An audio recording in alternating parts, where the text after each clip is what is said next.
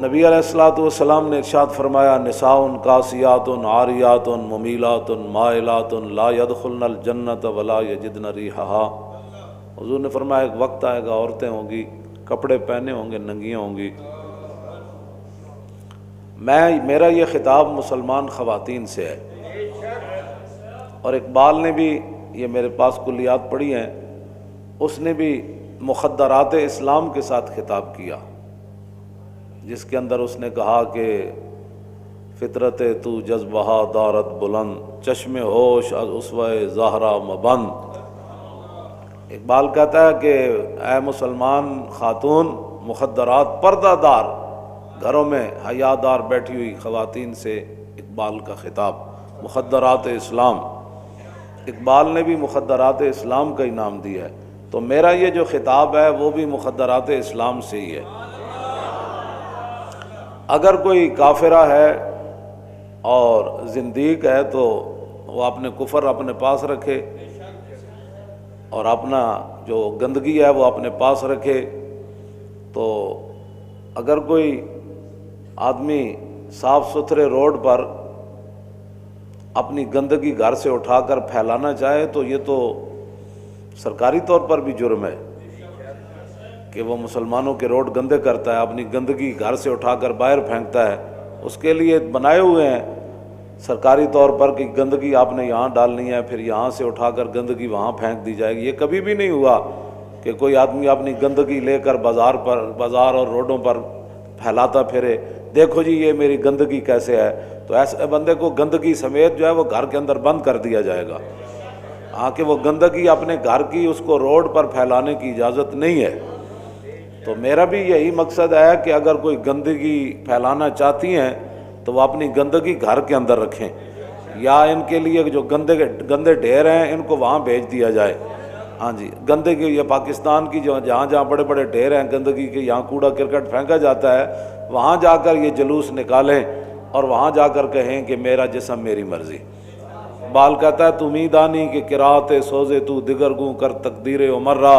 اقبال کہتا ہے کہ ہم مسلمانوں کی مخدرات اسلام کو جو خطاب کہا کہ رسول اللہ نے حضرت عمر کے لیے دعا بھی مانگی، یا اللہ عمر کو اسلام دے دے۔ اور دوسری بات یہ بھی ہے کہ جب حضرت عمر اپنی ہمشیرہ کے گھر پہنچے تو آپ کی ہمشیرہ قرآن پڑھ رہی تھی۔ ہاں تو اقبال کہتا ہے تجھے پتہ ہے کہ تیرے قرآن کے تلاوت کے سوز سے عمر کی تقدیر بدل گئی۔ تو مسلمان جو عورتیں ہیں، میرا خطاب ہے ان سے، اگر کوئی گندگی پاکستان میں پھیلانا چاہتی ہیں تو وہ کسی اور جگہ چلی جائیں۔ پاکستان تو گندگی پھیلانے کے لیے نہیں بنا، پاکستان آوارہ گردی کے لیے نہیں بنا، پاکستان قرآن اور حدیث کے خلاف نعرے لگانے کے لیے نہیں بنا، پاکستان تو قرآن اور حدیث کی عظمت اور شان کے لیے بنا، اللہ اور رسول کے فرامین پر عمل کرنے کے لیے بنا، اور رسول اللہ کے دین کو تخت پر لانے کے لیے بنا، اور کسی کو گندگی بکھیرنے کی اجازت نہیں ہے۔ ہاں جی، اور یہ بھی نہیں ہے کہ جناب آپ جو ہے وہ گندگی بکھیریں ضرور لیکن گندگی کا نعرہ نہ لگائیں، یہ کیا مطلب ہے؟ یہ بھی کوئی طریقہ نہیں ہے کہ جناب مسلمان بیٹیاں جو کلمہ جنہوں نے پڑھا ہے وہ روڈوں پر ایسے ایسے کرنے کے تو بجائے وہ تو کعبے کے سامنے ایسے ایسے نہیں کر سکتی۔ مردوں کے لیے تو حکم ہے نا وہ رمل کریں، پہلوانوں کی طرح چلیں کہ ایسے ایسے کعبے کے پاس چلے، لیکن عورتوں کو تو وہاں بھی ایسے ایسے کرنے کا حکم نہیں ہے۔ تو جن مسلمان بچیوں کو کعبے کے سامنے ایسے ایسے کرنے کا حکم نہیں ہے وہ روڈوں پر مارچ کریں گی، وہ یہ اعلان کریں گی کہ ہم اللہ رسول کے قانون سے آزاد ہیں۔ نانا جب اسلام آ گیا تو پھر اسلام کی تم پابند ہو۔ ہاں جی، میرا خطاب یہ مخدرات اسلام سے ہے۔ ہاں، اور جنہوں نے پاکستان نہیں بنایا اور جو پاکستان بنانے میں شریک نہیں، وہ اپنے اقلیت بن کر پاکستان میں رہیں۔ ہم اقلیتوں کے خلاف نہیں ہیں، ہاں بالکل، میں نے پہلے بھی کئی مرتبہ کہا ہے، ہم اقلیتوں کے خلاف نہیں ہیں، نہ اقلیتوں کے خلاف کوئی ہم عزائم رکھتے ہیں، نہ ان کے خلاف کسی قسم کے کوئی منصوبے بناتے ہیں، لیکن اقلیتیں بن کر رہیں۔ ہاں جی، وہ اس ملک میں رہتی ہیں تو اپنے اقلیت بن کر رہیں، اپنے قانون کے مطابق جو مرضی کرتے رہیں۔ حضرت فاروق اعظم کے زمانے میں حضرت عمر بن عاص جو تھے یہ مصر کے گورنر تھے، اور صحابی رسول حضرت حارث یہ جو تھے وہاں گزرے تو ایک عیسائی پاس سے گزرا تو آپ نے اس کو دعوت اسلام دی، فرمایا کہ کلمہ یار پڑھو۔ وہ عیسائی اس کے بجائے اس کے کہ وہ کہتا کہ میں کلمہ نہیں پڑھنا اس نے حضور کے خلاف بات کر دی۔ حضرت غرفہ بن حارث الکندی یہ صحابی ہیں، انہوں نے مکہ ایسے اٹھایا، فدق کا انفہ، اس کا ناک توڑ دیا، اور پھر فقتلہ غرفۃ، پھر صحابی رسول نے اس عیسائی کو قتل بھی کر دیا۔ فرفع الی عمرو بن العاص، پھر مقدمہ حضرت عمر بن عاص کے پاس چلا گیا، تو آپ نے فرمایا آتیناہم العہد، فرمایا یہ تو ہماری اقلیت ہیں، ہم نے تو ان کو تحفظ میں رکھا ہوا ہے، آپ نے اقلیت کو کیوں قتل کر دیا؟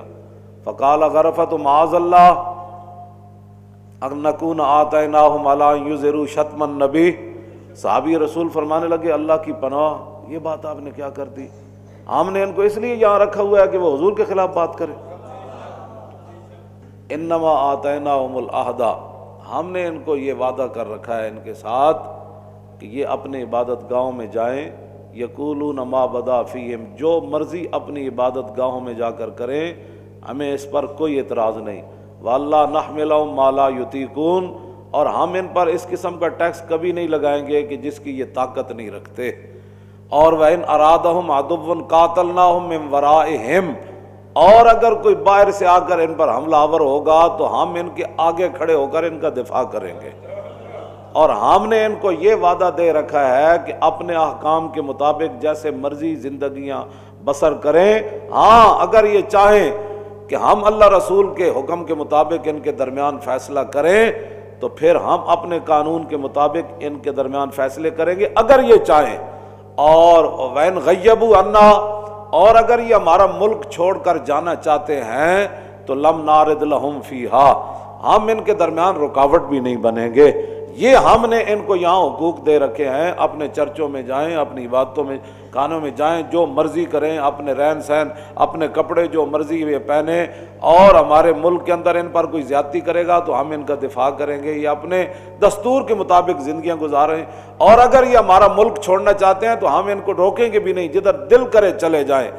تو یہ ساری باتیں یہ تو ٹھیک ہے، لیکن ہم نے ان کو اس لیے پناہ نہیں دے رکھی کہ ہمارے آقا و مولا کے خلاف بات کریں۔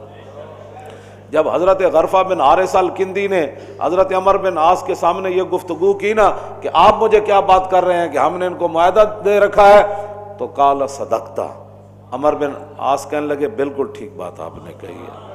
یہ اقلیتیں یہ سن لیں، یہ 1400 سال پہلے ان کے بارے میں یہ فیصلہ ہے کہ ہمارے ملک میں رہیں، جیسے مرضی اپنے معاملات چلائیں، اپنے مذہب کے مطابق عمل کریں، اپنے رہن سہن جیسے رسم و رواج کریں، ہمیں کسی پر کوئی اعتراض نہیں، نہ ان پر کوئی زیادتی کرے گا۔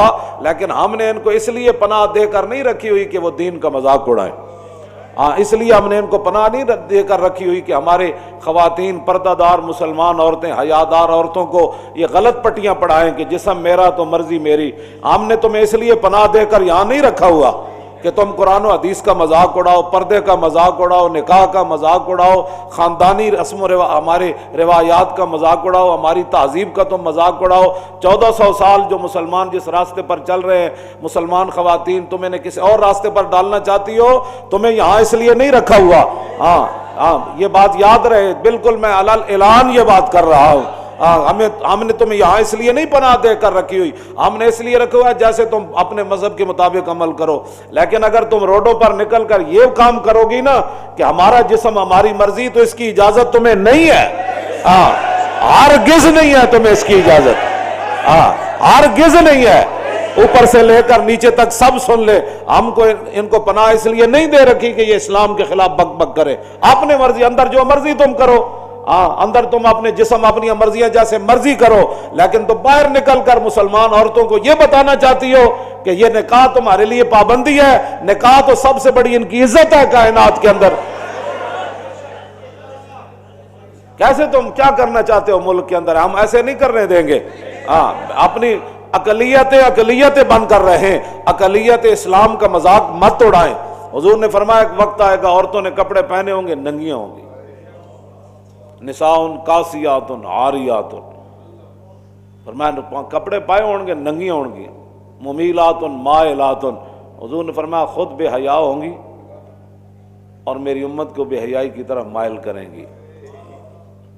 ایسی عورتوں کے بارے میں حضور نے کیا فرمایا؟ لا يدخلن الجنت ولا یجدن ریحہا، تو حضور نے فرمایا نہ وہ جنت میں داخل ہوں گی، نہ وہ کبھی جنت کی خوشبو پا سکیں گی۔